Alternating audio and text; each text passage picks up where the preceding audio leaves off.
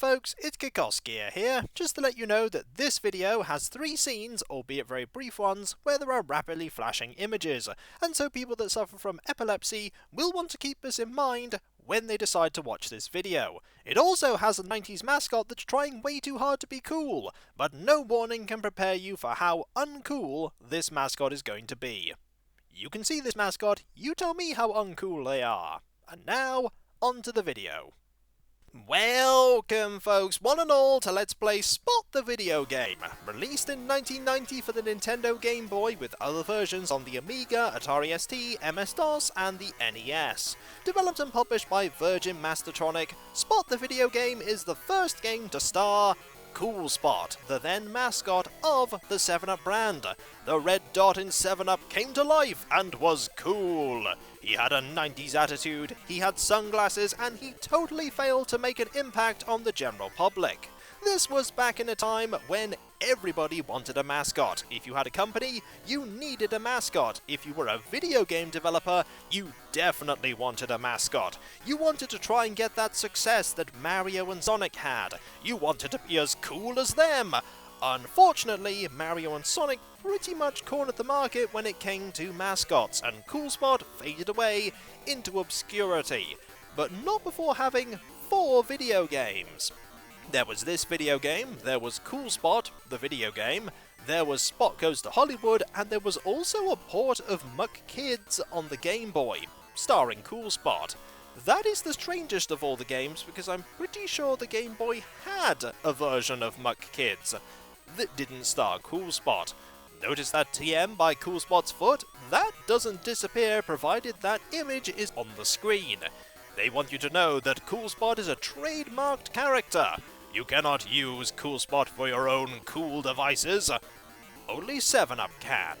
And 7-Up don't, because as I said, nobody uses Cool Spot anymore. Though whenever you look at a bottle of 7-Up, you will see that red dot and think, huh, that's Cool Spot.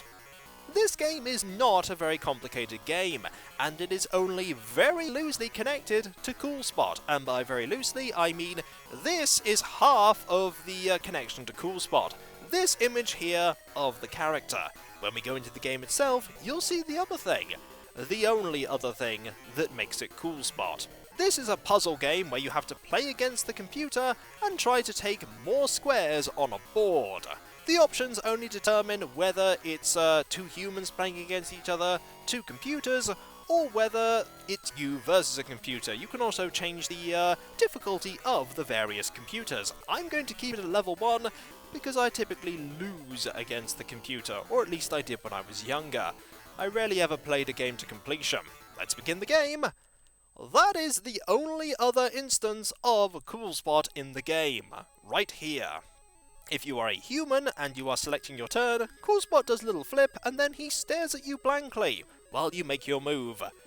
There's no other Cool Spot connection in this game at all. You could have replaced this character with anyone. It could have been a lemming, it could have been just a person, or Pac-Man, or anything. But it is Cool Spot, and that is how they justify being called Spot the Video Game. That, and you could argue that this is a dot from the 7-Up logo. It's a very weak link. This game is exceptionally similar to a game called ATAX, and if you've played The Seventh Guest, you will recognise this game as the dreaded Microscope Puzzle. That's where I recognise this puzzle from, the Microscope Puzzle.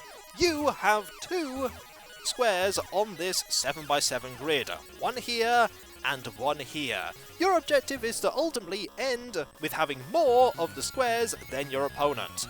You can either move 1 square, which will duplicate a copy of the thing in the square you're going from, to the square you're going to, giving you another. Or you can jump 2 squares and not make a duplicate. You need to be very careful because your opponent, even on the lower difficulties, is very difficult. What I'm going to do is I'm going to go to the top left-hand corner and I'm going to move. By the way, this music's pretty cool. It is one of the good things about this game, but if you decide to select anything, it stops dead. And we jump. And there's a little sound. Doop. There will be sounds when we take opposing squares. The more of them we take at once, the more dramatic the sound will be. I'm going to go over here. And you're going to move there. This is pretty much the game. We're only at the beginning, though, so things are about to get far... Ooh, that was an interesting move. I have no idea what you're planning there. You're going to go over there, are you? We could jump over there, but I'm not going to. Instead, I'm going to make a nice square. You're going to do that. That is a weird choice. You did take more of my things than I would like. The number that we have is over there. The number that they have is over there. And right now it's the colour of our pieces because it's our turn. We're going to do this. And take them. Then you're going to do that. This is fine though, because we're then going to jump and do this. Then you're going to jump and do that. And then we're just going to do this. Now I have all of them. And you can only do that. So now I have 10, and you have 3. That was a strange course of action you did there. It was very aggressive, and I don't think it worked out for you. This one here, and this one here, this one can still be taken. This one can't when I do this. The only way that can be taken is if I decide to jump this piece over, or, say, move this one and jump it. We want to try and make sure that we make a line of the squares that cannot be easily taken. So I'm just going to keep moving this way. And eventually you're going to be aggressive for some reason. I've no idea why. You really shouldn't be. So I'm going to do this. Then you'll jump over there. And then I'll jump over here from here. Take these. You'll do that. It's going to get a little bit more tricky now to defeat my opponent, but we are going to move here and get 4. Then you'll get 3. My opponent is already pinned in, however, so we're going to do this and just take 2. You'll then take 3. Now, I can't do much to get over to there right now, so I'm going to move up and get 2. You'll then do that, which I always find to be a curious decision, because then I can do this, and take 4. You'll then take 3, and my best bet right now is to actually move over here, and grab that. You'll then do this. I could then jump over to here, and grab these 3. You can't really do that so well. Now, I could go over there and grab 3, but then my opponent will be able to move down there and grab 4. However, I can do this now, and take these 3. You're then going to do that, and then I can just move down to here, and grab these 2. Dangerous move, that. A dangerous move. We'll do this, and take just as many. That is a pretty good move there. You can see that even though they had this corner, only this corner, they're still back in the game. They have 14 and I have 16. I ideally want to stop them from taking too many more of my things. So I'll do this and take 3. They'll then take 4. And then I want to go to here and get 3. And that's another 4 taken there. But provided I can claw back a advantage, I can probably keep it. Going over here, I get 3. You then take 3. That's going to be tricky to take back. If I move over there, it's not going to end so well for me at all. But if I, say, do this, and take those 2, you're going to be stuck, and you won't have many good places to go to. I can then do this, and take these 4. You'll then do that, and I can then move over here. I am struggling to win. Maybe that aggressive strategy at the beginning was quite a good one, because you then took 4. And I'll then take these. You'll then take those. Do I jump here? Probably not, but I don't have many opportunities to do anything else but jump. I could just do that and move one square, but that's not going to get me very many, things. If I go over there, I really want to move in such a way that they have to jump as well. So I'm going to jump to here. Grab those 3. Wow, I've never heard that sound before, and that's put me in some serious trouble. Why did I do that? I don't know. Let's just do that. We're winning by 1. Just 1, I might add. We're probably not going to be winning by 1 in a moment, because you're going to do that. And now I'm losing by 4. Just to hear that sound of taking 8 pieces at once, that was worth losing, because I'm going to lose. I'm going to lose quite a bit. What could I do here that would help? Not a whole lot, actually. Let's do this, and just take 2. You have to do that, and unfortunately, I have to move into this corner and lose, and very quickly end the game because the screen starts flashing wildly upon a win or a loss, and I don't want that to happen. And so, we are immediately brought back to the main screen. I've lost, and that is not surprising because I typically lose. I tend to make some silly mistakes, thinking too far ahead. But I'm going to go again. I've no idea why I'm going again, because I never enjoyed this game when I was younger, and I don't really enjoy it now. Whenever I get to the Microscope Puzzle in my 7th guest, I'm always filled with a feeling of dread. The Microscope Puzzle is not fun. The one they had in the 11th hour with the bees, that was better. Or was it wasps? Either way, it was a different shape of grid, and therefore it was a lot more fun. Let's go over here. You're going to do that, and then we're going to very slowly take this like we did before. This is the same. You're going to do that. Then I'm going to do this. You're going to jump over. I have no idea why you're doing it. Probably because if you didn't, I would. There we go. You're moving. Now, can we get you to do the same thing? You're going to jump. Fair enough. And we're going to go over here. The difference is that there is a clump of 3 that is not a line. So it's a little easier to defend than the line that we took at the top. Look at me talking like I pretend to know what I'm doing. I've no idea what I'm doing. And yet, somehow I'm winning. In fact, I have just won. I have won by taking all of my opponent's pieces. Victory is mine! Savor it, Cool Spot. This is practically the first time I've ever won this game. Victory is mine! Can't gloat, screen's gonna flash, quickly move away. It really is a very bad looking victory, where just the screen flashes wildly and it says, win! And the colour that won, the circle that is, just bounces across the screen. That's all that happens. Literally all that happens. So let's play one more, because the opponent has won, I've won. Now let's see if I can win again. Best of 3, eh? Spot level 1. We don't even see the Cool Spot jumping. We get a jumping Cool Spot. Do you? No, you do not. We're going to do this because I get the feeling you're going to jump over. Yes, you are. I've no idea why you do that.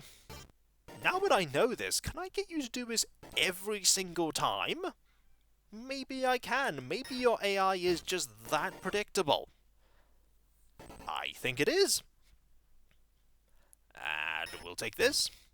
Then you're going to start doing stuff. You're heading that way. Okay. I'm going to go up here. This is going to be a little bit tricky, because we don't have 4 here. But you're going up there. Okay. This is going to be a longer fight. Or maybe not, because you just did that. Okay, we'll do this. You're then going to jump over there. We're then going to jump over here. Take that, Cool Spot! Then you're going to have one over there, aren't you? We're going to take 4, though. Then you have these. Okay, this is going to be a little bit more tricky. I remember it roughly going like this the first time round. Yep, then that happened. I'm going to do this, and fill up this. You'd think that I'd have an easy time of winning now. Clearly not. Very clearly not. Let's go over here. Grab 3. You're then going to go up and grab 2. Then I'm going to go up and grab another 2. I'm trying my best not to jump as often as I can, because jumping leaves you open to losing a lot of your squares. Also, they are squares. Oh dear. They are squares, but when you move into it, there's suddenly a sort of circular thing slotted in to keep the circle there. They're sort of cheating in the, hey, it's a square, and then suddenly there's a circle. I don't like the fact that I lost all of them. Fortunately, you couldn't really capitalize on it, as it were. I could jump, but actually I feel like doing this, and taking these 2. You're then going to do that. That's fine. We can then move over here and grab those 3. You can't get to that one over there. I'm a little sad that I can't... Ooh, I could do this, though.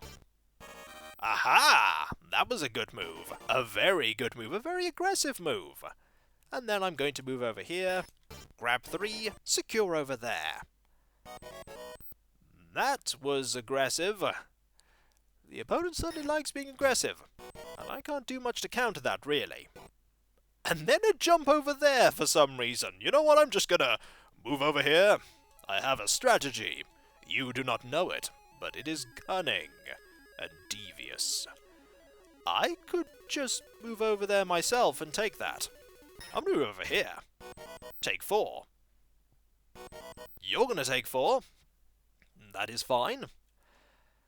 And I could move over there and block off being able to do anything over there. That is definitely something I could do. I'm going to move over here. Take these 2. You're going to take all of them. And I'm going to move over here and take 4.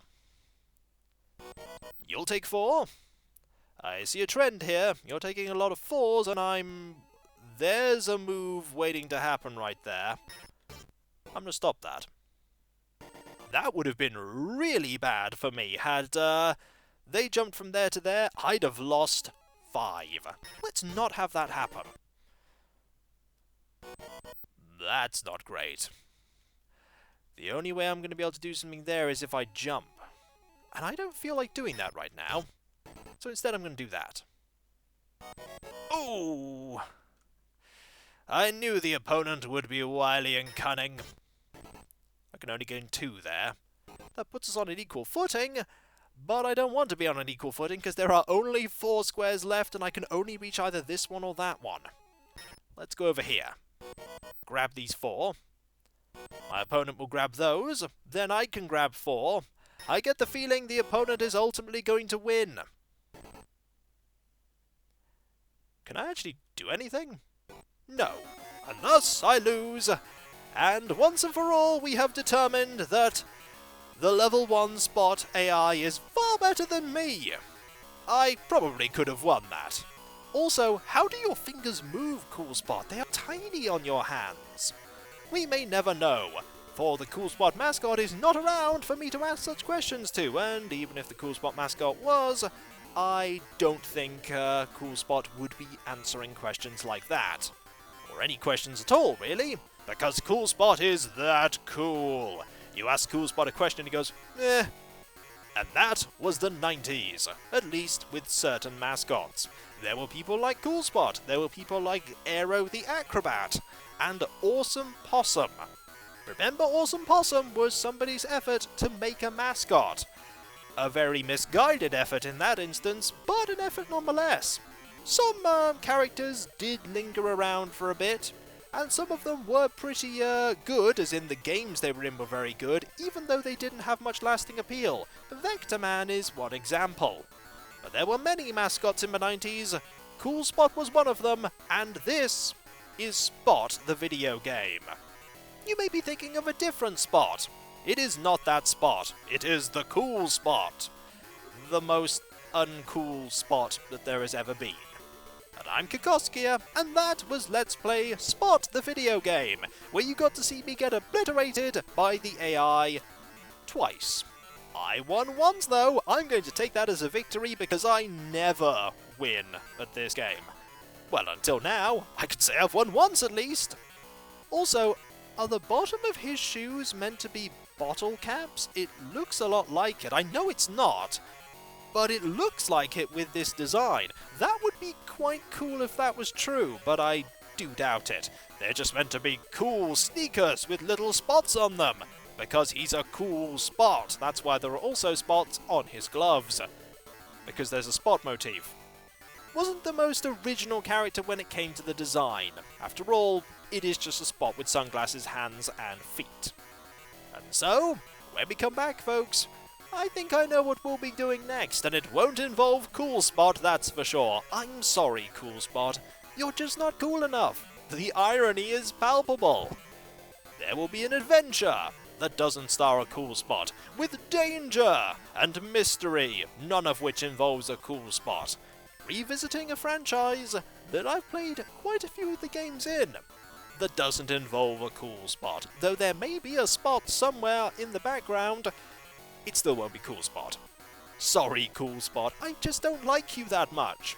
And considering that you don't exist anymore as an actual mascot, not many other people did either. And so, I'll catch you next time, folks, and I'll see you then. Later. Imagine the alternate timeline where Cool Spot took the world by storm, and then it is Cool Spot and Awesome Possum at the Olympic Games, the video game. I don't want to think about that world. Not at all. Later.